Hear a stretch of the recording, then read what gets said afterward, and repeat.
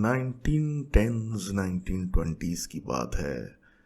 British راج تھا، سب continent آزاد نہیں تھا، اور آخر کے راج ختم ہونے سے کچھ عرصے پہلے کی یہ باتیں ہیں.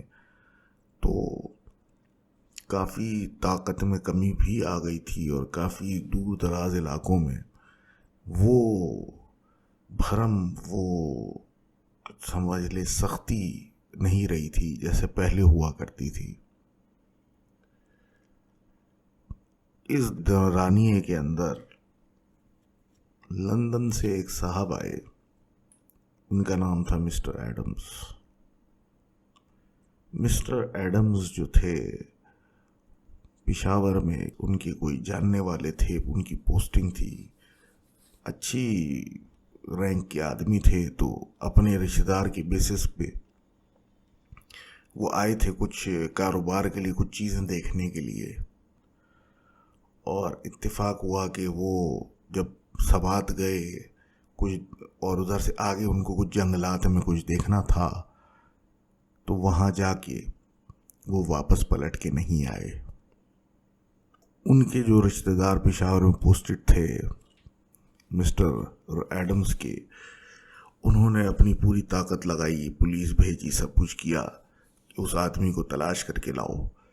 لیکن اس آدمی کا کوئی سراغ نہ مل چکا. اور ایک گاؤں تھا جس کے آگے جنگلات تھے کافی گھنے، وہاں پہ آخری پتہ چلا کہ مسٹر ایڈمز وہاں آخری دیکھے گئے ہیں. اور اس کے بعد جب پولیس ان کے کہنے پہ انویسٹیگیٹ کرنے آگے گئی جنگلات میں، ان میں سے صرف 2 پولیس والے بچ کے آئے. وہ بھی ذہنی طور پہ ایسے مفلوج تھے کہ وہ کسی سے بات کرنے کے کام یا بات کرنے کے قابل نہیں رہے، اور باقی 3 نہ مل سکے. اس علاقے میں لوگ کہتے تھے کہ کوئی ہیولا، کوئی بدمانس، کوئی جن، کوئی دیو، کوئی ایسی چیز تھی جو کہ لوگوں کو کھا گئی. اس بات کو 3 دن گزر چکے تھے، مسٹر ایڈمز کو کھوئے 3 دن ہو چکے تھے، پولیس والوں کو غائب ہوئے 2 دن ہو چکے تھے. کہ عمر جو کہ پولیس فورس میں ہی تھے لیکن پشاور کے، وہ وہاں کے سوات کے رہنے والے تھے اوریجنلی، ان کو اپروچ کیا ان کے کمشنر نے، اور کہا کہ ان کے رشتہ دار مسٹر ایڈمز جو کھوئے تھے، ان کی فیملی کو کوئی تو جواب ہم نے دینا ہے کہ وہ کہاں گیا، اس کے ساتھ ہوا کیا. ان کو پرائیویٹلی یہ چیز انویسٹیگیٹ کرنے کے لیے ٹھیک ٹھاک پیسے آفر کیے گئے، اتنے پیسے کہ یہ نوکری چھوڑ کے کوئی چھوٹا کاروبار شروع کر لے بعد میں. تو یہ سوچ کے عمر نے بھی سوچا کہ زندگی بھر ان انگریزوں کی غلامی سے بہتر میں اپنا کوئی چھوٹا کام شروع کر لوں تو وہ بہتر ہے. اور بغیر سوچے سمجھے انہوں نے حامی بھر لی. اب عمر جو ہیں سوات سے آگے جو گاؤں تھا وہاں پہنچ گئے جہاں آخری مسٹر ایڈمز کو دیکھا گیا تھا. اور اطلاع پہلے پہنچ چکی تھی گاؤں میں کہ ایک صاحب آ رہے ہیں پشاور سے شہر سے، اور ان کی کوآپریشن یعنی ان کے ساتھ مل کے جو وہ چاہتے ہیں اس پہ ان کو کھوج میں مدد بھی کرنی ہے اور ان کو تنگ بھی نہیں کرنا ہے کیونکہ وہ ایک سرکاری آدمی ہے. وہاں پہنچنے کے بعد صبح دوپہر کا وقت کہنے ہو گیا تھا. عمر جیسے ہی وہاں پہنچے تو گاؤں کے جو سردار تھے امجد خان صاحب، وہ آگے بڑھے اور بالکل قریب عمر کے جا کے گلے لگے کیونکہ ان کا اپنا آدمی تھا. تو بہت خوش ہوئے اس بات سے کہ کوئی ان کا اپنا آیا ہے انگریزوں کی جگہ. عمر ان سے بڑی پرجوش طریقے سے ملے اور کافی خوش اسلوبی سے بات ہوئی. ایک چیز عمر کو عجیب سی لگی کہ ایک تو آدمی تو امجد کافی ضعیف تھا لیکن بہت چست تھا، بہت طاقتور تھا. اور دوسری چیز یہ تھی کہ گرمی میں بھی کچھ زیادہ ٹھنڈک نہیں تھی لیکن اس کے اوپر بھی انہوں نے ایک مفلر گردن پہ لپیٹا ہوا تھا کیونکہ ایسا لگ رہا تھا کہ کوئی सूजन सी हुई है गर्दन पे, जिसको छुपाने के लिए वो उन्होंने ये चादर डाली है। बहरहाल उससे इनका कोई ताल्लुक नहीं था कि क्यों सूजा हुआ है, और पूछना भी फजूल सी बात लग रही थी। और ये गांव के लोग थे, गांव के लोग होते ही ऐसे ही हैं, सख्त जान और ताकतवर। तो उमर ने उनसे सीधी बात की कि भाई ये क्या स्टोरियां हम सुन रहे हैं कि हेवला क्या होता है और ये सब कुछ। तो अमजद खान साहब ने इनको सीधा सीधा कहा कि देखें, आपको मजाक लग रहा होगा लेकिन हम सीरियस हैं। इन जंगलात में कोई ऐसी चीज़, कोई ऐसी शैतानी चीज़ रहती है जो कि जब कोई इंसान अंदर जाता है वो कभी वापस नहीं आता। आपको और आपसे पहले वालों को भी हम ये बोल चुके हैं कि वो जो भी चीज़ है उसको उसके हाल पे छोड़ दें।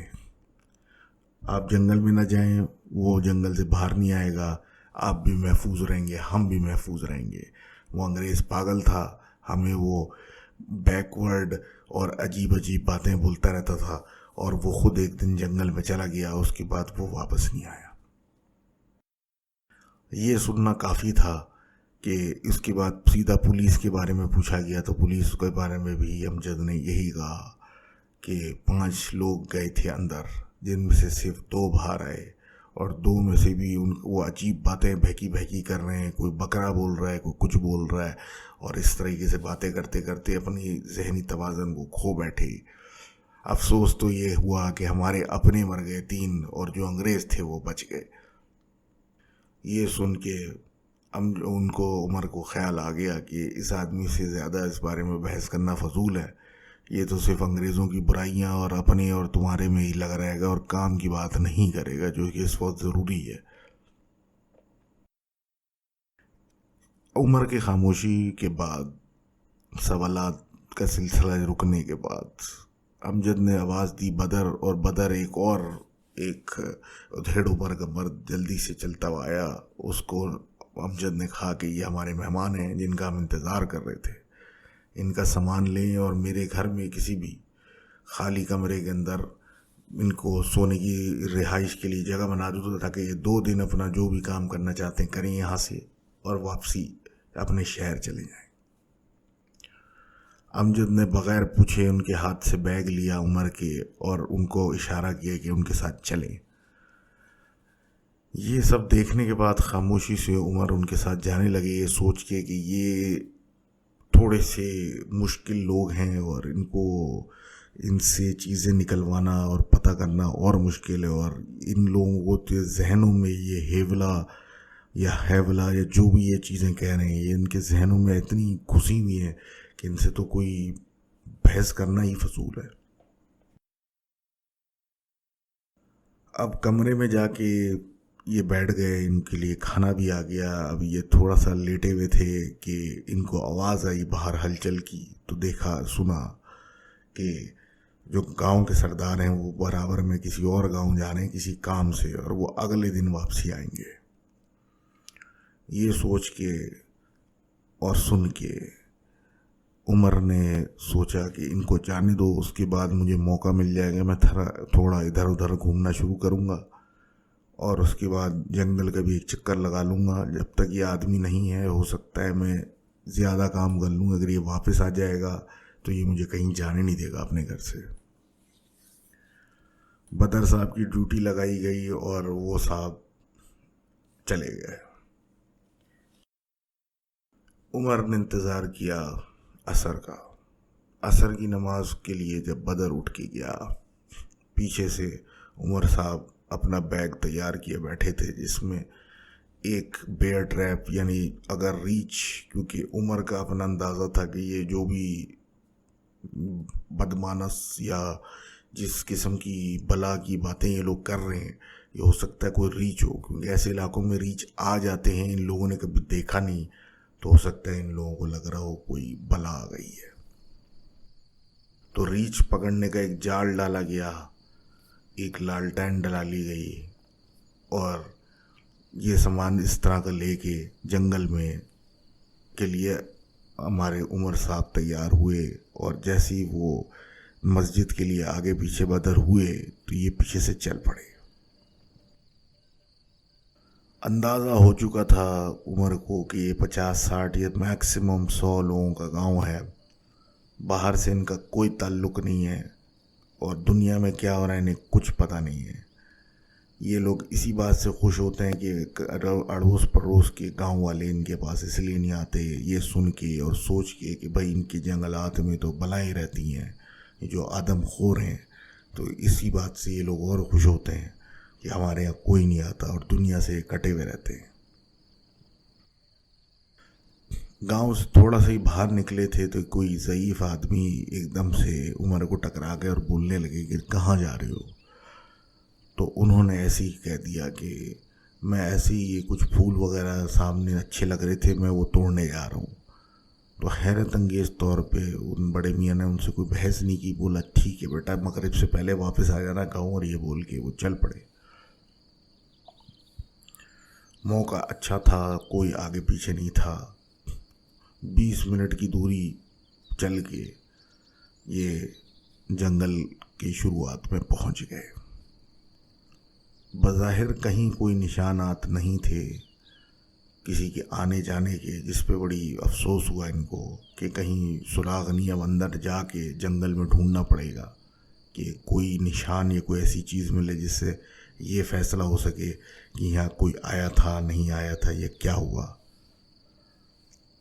عمر اندر گئے، اندر جیسے ہی داخل ہوئے جنگل میں تو جیسے جیسے آگے بڑھتے گئے درخت اور گھنے اور لمبے ہوتے گئے، اور جو دھوپ اوپر سے آ رہی تھی ڈھلتے ہوئے سورج کی وہ کم ہوتی گئی، جیسے جیسے آگے بڑھتے گئے شاخیں بڑی اور گہری ہونے لگیں، اور عجیب قسم کے پودے اور ڈیفرنٹ قسم کے پھول وغیرہ اور اس طرح کی ساری ہریالیاں بڑھتی گئیں۔ اور یہ دیکھتے دیکھتے ایک ایسے پوائنٹ پہ عمر صاحب پہنچے جہاں انہوں نے دیکھا کہ ایک درخت میں کچھ چیز ہے جو ڈھلتے ہوئے سورج کی روشنی میں چمک رہی ہے۔ جب اس کو قریب سے دیکھا تو دیکھا کہ ایک چابی اٹکی ہوئی درخت کے اندر، تو وہ کوئی چابی ایسی تھی جو کسی برٹش دروازے کے سٹائل کی تھی، جو کہ یا تو شہر میں یا انگلستان میں استعمال ہوتا ہوگا، کیونکہ ایسے تالے تو ادھر ان گاؤں دیہاتوں میں تو نہیں ہیں۔ تو یہ یقیناً مسٹر ایڈمز کا ہوگا۔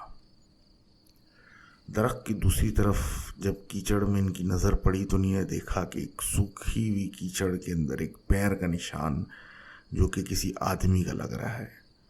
وہاں سے اس نے اندازہ لگایا کہ یہاں پہ یہ یا تو ایڈمز نے خود چابی یہاں پھنسائی اپنے اشارے کے لیے، یا کسی گھبراہٹ میں یہاں پہ بھاگا ہے وہ یہاں سے، تو ادھر سے یہاں سے اس کی ٹریل شروع ہو رہی ہے۔ تھوڑا اور آگے اسی سیدھ میں بڑھتے ہوئے عمر نے احساس کیا کہ جنگلات اور بڑھتے جا رہے ہیں، درخت اور گھنے ہو اور سرسبز ہوتے جا رہے ہیں، ہر طرف بیلیں اور جھاڑیں اور چیزیں بڑھتی جا رہی ہیں، اور اوپر سے ڈھلتے ہوئے سورج کی روشنی بھی ان سب چیزوں کی وجہ سے کم ہوتی جا رہی ہے۔ ایک پوائنٹ ایسا آیا کہ جہاں پہ تو ایسا لگ رہا تھا کہ بالکل سورج کی روشنی اب آ ہی نہیں رہی، اور اس مقام پہ احساس ہوا امجد کو کہ میں یہاں پہ ریچھ پکڑنے کا جو جال میں لایا ہوں اس کو میں زمین پہ بچھا دیتا ہوں کہ کہیں اگر میرے پیچھے کوئی آگے جنگلات میں کوئی چیز لگی تو میں اس کو یہاں لے آؤں گا اور اس چیز کو ہم پکڑ لیں گے اور یہ معاملہ بھی ختم ہو جائے گا۔ وہ بیئر ٹریپ زمین پہ گاڑنے کے بعد عمر آگے بڑھے، اور عمر نے دیکھا کہ زمین پہ کچھ اور پیروں کے نشان بھی اب آہستہ آہستہ نظر آ رہے ہیں، جیسے کہ کچھ مختلف جگہوں سے 2-4 لوگ جمع ہوئے۔ یہ دیکھنے کے بعد ان کو احساس ہوا کہ یہ وہ پولیس والے ہوں گے جو کہ آئے اور یہاں پہ آ کے اپنے اپنے الگ ڈائریکشن سے رستوں سے آ کے انہوں نے ادھر آ کے ایک ساتھ ملے ہوں گے کہ یہی رستہ ہے جہاں ایڈمز چلا ہوگا، تو ہم اسی کے پیچھے جائیں گے۔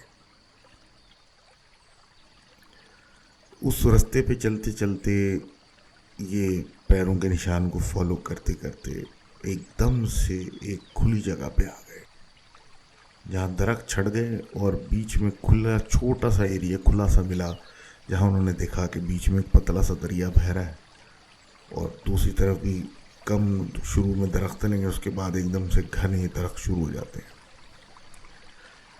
यहाँ आने के बाद पैरों के निशान गायब हो गए। उमर परेशान हो गए और सोचने लग गए, ये तो बड़ा मसला हो गया, अब ये तो जंगल और बढ़ता जा रहा है आगे, और मैं ज़्यादा आगे चला गया तो अंधेरे में वापस कैसे आऊँगा। और खुले एरिया में आने के बाद एहसास हुआ कि अब मगरिब में ज़्यादा 20 मिनट या आधा घंटा रह गया होगा मुश्किल से, क्योंकि अब सूरज ढल चुका, आखिरी किरणें उसकी निकल रही हैं और उस आखिरी किरणों के ऊपर उनको कुछ चमकता हुआ नज़र आया ऑपोजिट साइड पे। जब गौर से देखा तो दरख्तों झाड़ के बीच में कोई सुराख या कोई सुरंग सी कोई चीज़ नज़र आ रही थी, जिसको में कोई चीज़ चमक रही थी। वो तिरछी ढलते हुए सूरज की किरण की वैसे किसी चीज़ पे ऐसी रोशनी पड़ी कि उसने चमक मारी और इनकी आंखों में वो लगी, और जल्दी से उस पतले से दरिया को टाप के उमर साहब उस तरफ गए तो देखा कुछ झाड़ के और कुछ पतले दरख्तों के पीछे एक छोटा सा सुरंग, एक छोटा सा केव है। उधर ये चीज़ें हटा के दाखिल हुए तो अंदर खूब अंधेरा। उस सुरंग की ज़्यादा से ज़्यादा लंबाई 6 फीट हो, वो बहुत ही छोटी सी जगह थी। और अंदर आने के बाद एहसास हुआ कि उसके फर्श में तेल या कुछ मोटी गहरी सी चीज़ पड़ी हुई है। जब उन्होंने अपनी लालटेन जलाई तो देखा कि फर्श पे वाकई ही तेल पड़ा हुआ है, और जल्दी से उसको बुझा दिया कि कहीं मैं अपनी बेवकूफ़ी के चक्कर में अपने आप को ही आग ना लगा लूँ। अब जो चीज़ चमक रही थी वो ये तेल था, जो रोशनी पड़ने पे तिरछी काला तेल चमक मार गया, और उसको देख के अंदर आए तो इनका एहसास हुआ कि इस इलाके में काफ़ी सामान चोरी होता है, जो कि ख़ासकर ब्रिटिश फ़ौजियों के लिए जा रहा होता है। तो ये इलाके वाले कहीं चोर तो नहीं कि तेल की बैरल चुराते हों और इस तरह की चीज़ें चुराते हों, और कोई चीज़ एडम्स ने पकड़ ली हो जिसकी वजह से ये गांव वाले ही इसको मार गए, और ये बदमानसों की और ये अजीब हेवली और देवों की कहानियाँ सुनाने लग गए हैं छुपाने के लिए। अब ये सोच के खामोशी से इस सुरंग से बाहर आए, और बाहर आने के बाद एहसास हुआ कि अब तो मगरिब ही हो गई है और अंधेरा बिल्कुल हो चुका है और बस आखिरी रोशनी रह गई है। तो एक खौफ सा तारी हुआ उमर के ऊपर कि मैं अगर खो गया अंधेरे के अंदर तो मुझे कौन निकालेगा यहाँ से, और ये सारे जो गांव वाले हैं ऐसा ना हो कि रात में मुझे यहीं आके मार के दफना दें और बोलें इसको भी कोई चीज़ खा गई। ये सोच के ये जल्दी से वापसी की तरफ जाने लगे। इन्होंने सब अपनी दरिया को दोबारा टापा और चलते चलते एहसास हुआ कि अब जो लालटेन उन्होंने जज्बात में बुझाई तो वो तो जल ही नहीं रही। अब जब ये एहसास हुआ कि लालटेन भी काम नहीं कर रही और अब पैरों के निशान भी नज़र नहीं आ रहे कि मैं आया कहाँ से हूँ, तो अपने अंदाजे पे चलना शुरू किया। अपने अंदाजे पे चलते चलते इनको लगा कि ये शायद इधर से अगर मैं जाऊँ एक पतले से रास्ते से तो मैं जल्दी से शॉर्टकट के थ्रू बाहर की तरफ जहाँ पे जंगल कम होना शुरू होता है वहाँ जाऊँगा, वहाँ से मुझे अंदाज़ा हो जाएगा गांव किस तरफ जाना है। तो ये अपनी जल्दबाजी में थोड़ा सा जल्दी पैर रखने लगे और किसी चीज़ के ऊपर पैर रख के ये फिसल के गिर गए। महसूस ऐसा हुआ कि कोई बहुत ही नरम लिचली जैसी चीज़ थी जिस पे पैर रखा तो वो फिसल के गिर गए। अब वो चीज़ जो थी वो इनके जूते के नीचे चिपकी हुई थी और ये उठना चाह रहे थे तो वो पैर मारने से हट नहीं रही थी। तो इन्होंने हाथ लगा के जब उस चीज़ को पकड़ा تو بہت ہی کوئی ٹھنڈی اور گھیلی قسم کی کوئی چیز ہاتھ میں آئی، اور جب اس کو گھسیٹا تو ایسا محسوس ہوا کہ کوئی گوشت کا لوتھڑا ہے۔ جب وہ چیز اپنے منہ کے سامنے یہ لائے تو دیکھا وہ ایک انسانی پیر تھا جس پہ کھال باقی تھی، تو جس کا مطلب یہ ہوا کہ 2-4 دن سے پرانی نہیں ہو سکتی۔ ڈر کے مارے عمر نے وہ چیز نیچے پھینکی اور سیدھا کھڑے ہو گئے۔ ایک خوف اوپر طاری ہو گیا کہ یہ لوگ جنگلی ہیں، ایک طرف چوری بھی کرتے ہیں اور انسانوں کو کاٹ کاٹ کے یہ اس طرح کر کے پھینک دیتے ہیں تاکہ جنگلی جانور آ کے اس سے کھا جائیں۔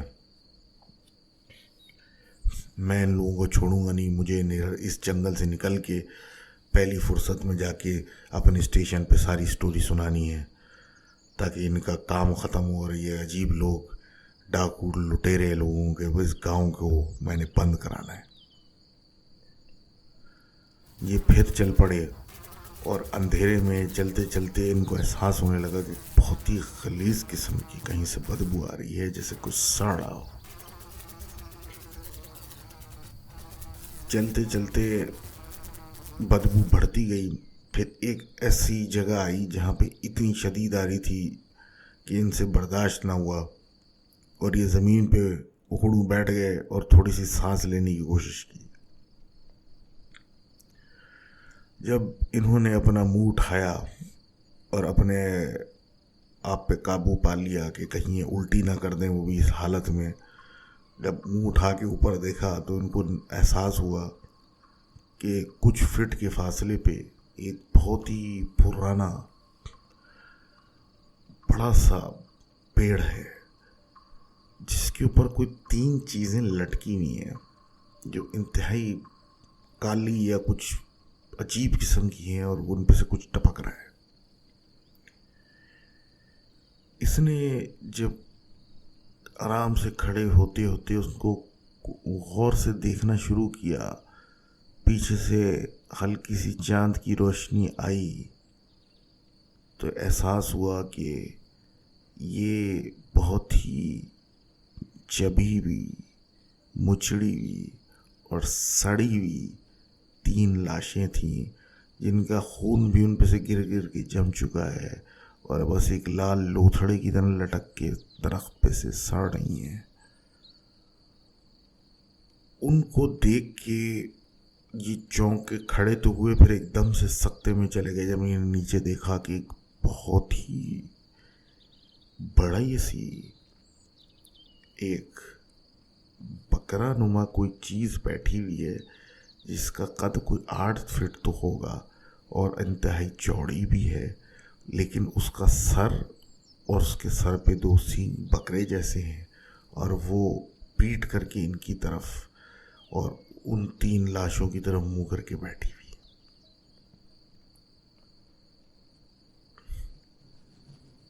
یہ سب اتنا تیزی سے ہو رہا تھا کہ عمر کو اب سمجھ میں نہیں آ رہا تھا کہ یہ ہوش میں ہے یا کہاں ہے، تو آہستہ آہستہ پیچھے ہٹنے لگا۔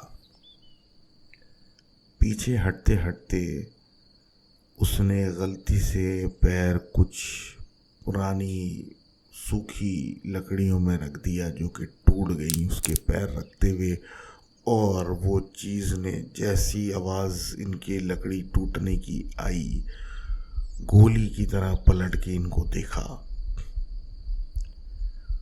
وہ واقعی میں ایک بہت بڑے سائز کا بکرا تھا، اور وہ ان کو دیکھ رہا تھا، اور یہ دونوں آنکھوں میں آنکھیں ڈال کے ایک دوسرے کو دیکھ رہے تھے اور ہل نہیں رہے تھے۔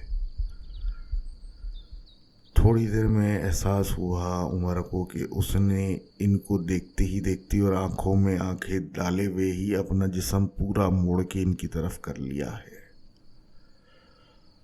اس چیز کا منہ بکرے جیسا تھا، لیکن اس کے دانت نوکیلے تھے، چوڑائی میں وہ ریچھ جیسا تھا، ہاتھ آگے کے اس کے بالکل بھیڑیوں جیسے تھے پنجوں کے ساتھ۔ وہ چیز ایک دم سے بڑی ہونے لگی تو احساس ہوا عمر کو کہ یہ پیچھے کی دونوں ٹانگوں پہ کھڑی ہو رہی ہے، اور وہ اب جو زمین پہ 8-10 کا لگ رہا تھا وہ کھڑے ہوئے 10-15 فٹ کا لگنے لگا۔ عمر پلٹا اور بھاگنا شروع کیا۔ اب بچنے کی کوئی امید نہیں تھی بھاگنے کے علاوہ۔ عمر بھاگتا گیا۔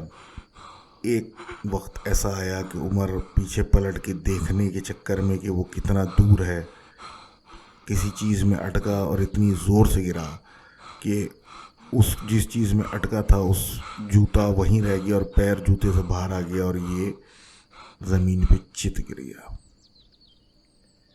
وہ ہیولا، وہ دیو، وہ جو بھی چیز وہ وہاں پہنچ گئی اور عمر کے پیروں کے پاس آ کے رک گئی، جیسے کہ اس کے پیروں کو دیکھ کے عمر کے اس کو کوئی گھن آئی، اور وہ سائیڈ سے پلٹ کے جانے لگی عمر کی طرف آنے کے لیے۔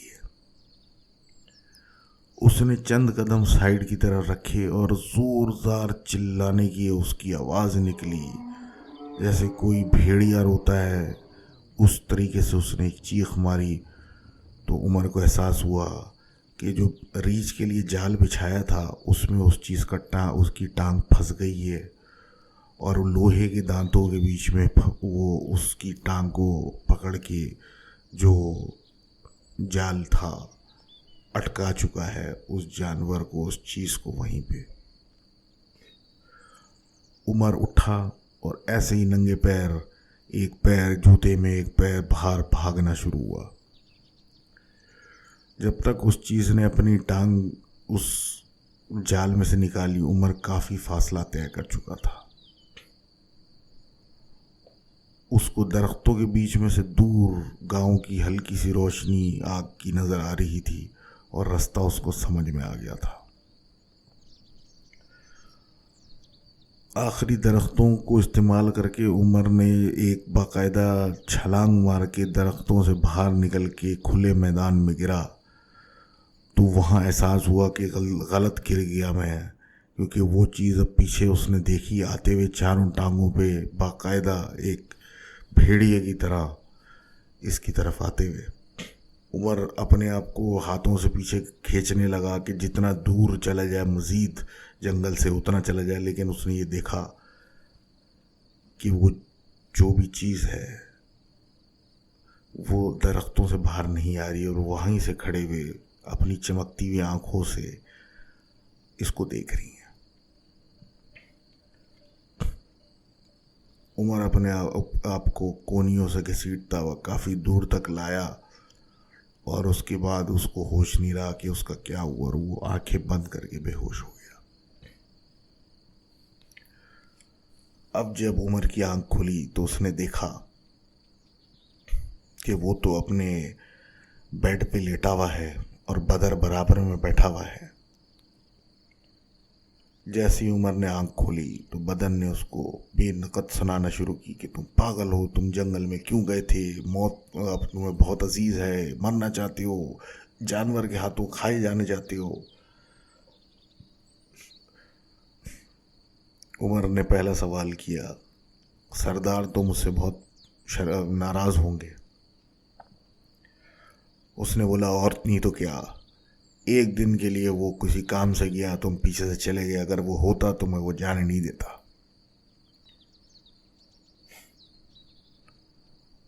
اس نے کہا کہ چلو اب تو میں بچ کے آ گیا۔ تو اس نے بولا کہ عمر نے کہا کہ میں تو شاید پہلا ہوں گا۔ تو بدن نے بولا نہیں، تم دوسرے ہو۔ کیا مطلب دوسرا ہوں؟ دوسرے آدمی ہو جو بچ کے نکل آیا وہاں سے۔ یہ سننا تھا تو اس نے پوچھا تو پہلا آدمی کون تھا؟ اس نے بولا ہمارا سردار امجد خان۔ جوانی کے دن میں جب یہ اپنی جوانی میں تھا بدر، تو اس وقت سردار بنا تھا امجد خان۔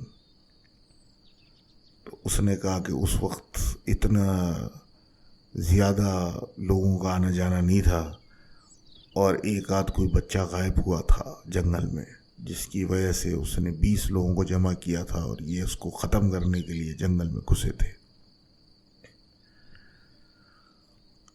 وہ اکیلا باہر آیا تھا، اور وہ بھی یہ بول کے کہ میں جب ننگے پیر بھاگنے لگا تو وہ جانور جو تھا میرے پیروں پہ منہ نہیں مارنا چاہتا تھا، اس وجہ سے میں اس کے ہاتھوں میں نہیں آیا۔ یہ سن کے عمر نے بولا ہاں میرے ساتھ بھی یہی واقعہ ہوا کہ وہ مجھے پکڑ سکتا تھا لیکن میرا پیر بیچ میں تھا، تو وہ سائیڈ سے آنے کی کوشش کر رہا تھا، جس کی وجہ سے وہ پھنس گیا اور میں بھاگ آیا۔ یہ سننا تھا تو بدر خاموش ہو گیا،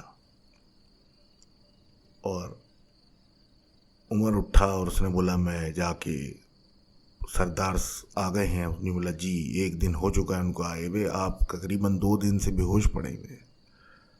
یہ سن کے عمر کو اور حیرت ہوئی، لیکن اس نے بولا کہ جو میرے ساتھ ہوا وہ دیکھنے کے بعد تو اچھوں کی ہوا نکل جاتی، تو خیر میں سردار سے مل لیتا ہوں اور ان سے معافی بھی مانگ لیتا ہوں کہ میں آپ کی بات پہ یقین نہیں کر رہا تھا۔ برابر میں ہی کمرے میں سردار صاحب بیٹھے ہوئے تھے، کیونکہ ان کے گھر میں ہی ان کو کمرہ ملا ہوا تھا عمر کو، تو جب یہ وہاں گئے ان کے پاس بیٹھے تو ان کو احساس ہوا کہ ان کی گردن پہ جو سوجن ہے عجیب قسم کی ایک ٹیومر کی طرح نکلی ہوئی، وہ آج بغیر چادر کے بیٹھے تھے تو وہ نظر آ رہی تھی۔ پتہ نہیں کیوں احساس ہوا کہ ایسی ہی سوجن اس بکرے نما چیز کے اوپر میں نے دیکھی تھی، لیکن بہرحال وہ ایک جانور تھا اور یہ ایک انسان ہے، تو اس چیز پہ زیادہ سوچا نہیں عمر نے، اور پھر اپنی بات کرنے لگا۔ تو سردار نے اس کو بے نکت سنانا شروع کی، تم پاگل ہو، تم شہر سے لوگ آتے ہو ہماری سنتے نہیں ہو، پھر تم لوگوں کو کچھ ہو جاتا ہے پھر ہماری زندگی حرام ہوتی ہے، اور یہ سب بات ہوتے ہوتے معافی تلافیاں چل رہی تھیں کہ ایک دم سے سردار کو کسی نے آواز دی، تو سردار کھڑے ہوئے تو ان کے ہاتھ میں لاٹھی تھی اور لنگڑا کے چل رہے تھے، جس کو دیکھ کے حیرت ہوئی، اور عمر نے پوچھا کہ آپ کی ٹانگ کو کیا ہوا ہے؟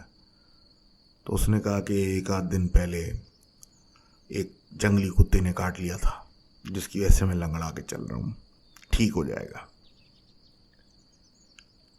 یہ بات تو ٹھیک تھی، لیکن تھوڑا جب آگے گئے اور سردار کی ٹانگ پہ نظر پڑی تو عمر نے دیکھا کہ اس ٹانگ پہ باقاعدہ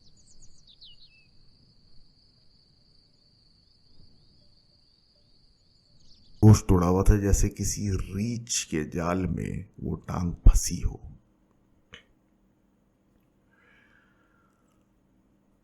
عمر واپس چلے گئے اور مسٹر ایڈمز کے بارے میں اس کے بعد کوئی رپورٹ کے لیے نیا آدمی اس کا ہو نہیں گیا۔